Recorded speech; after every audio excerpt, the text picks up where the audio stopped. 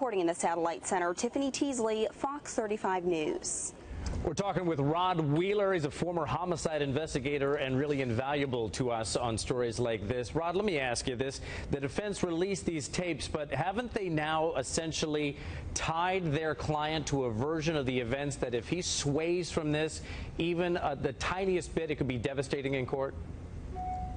Well, you know, the thing is, Bob, everything that George Zimmerman has said up to this point, including the interviews that he gave to the police investigators, is clearly going to come up in somebody's courtroom at some point when this case goes to trial. Now, just so that the viewers understand, there's two things that's really critical in this case. One is consistency of George Zimmerman's story. Yeah. That's going to be huge in this case. His story has to match up. In addition to that, George Zimmerman's credibility. Now, keep in mind that the consistency of his story should match the facts and evidence, the forensic evidence that was found on the scene. And I think that's the angle that the prosecution is going to come from, Bob. What I believe is that the prosecution is going to try to show that what Mr. Zimmerman has said is not accurate when it comes to matching it up to the actual physical evidence. So I think all of these things is going to come out in trial when it gets to that point, Bob. You know, Rod, you mentioned the credibility. I was going to get to this later, but I'll get to it now. Do you think these recent bond hearing tapes where he and his wife were obviously trying to hide the fact that they had a lot of money, his credibility has taken a hit now, is that going to play up in court?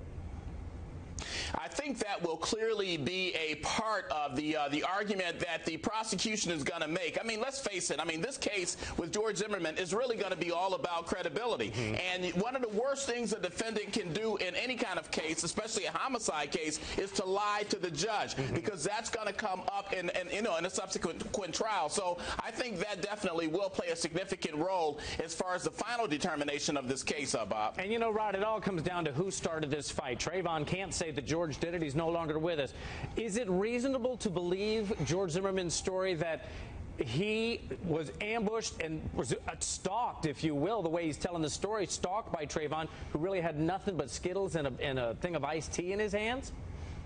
Well, here, let me just put it like this. Many years of investigating homicide cases just like this, Bob, I can tell you that the first thing that I listened for in this case was the homicide investigators, a guy named Seriano, his version of what he interpreted. And I'll tell you, I put a lot of credence behind what that guy said, because Seriano is an experienced, seasoned detective. He's not a new guy out of the academy. So when Seriano first made the recommendation that George Zimmerman should be prosecuted for homicide, I kind of went down that same path, because this guy knows exactly what he was looking at. He was on the scene. He saw the facts and evidence. And I'll tell you, he was very skeptical about Mr. Zimmerman's story, Bob. I'll quote him directly. He said, "A lot of people don't think that your injuries are consistent with getting into a life-threatening type thing." He saw the injuries. He called them scratches on the back of the head and the broken nose. He didn't buy it. He did not buy the story that George Zimmerman was selling that night. That's right.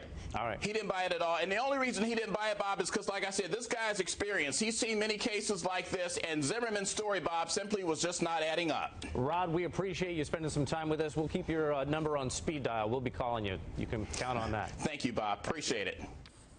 A crime alert tonight. Crooks stalking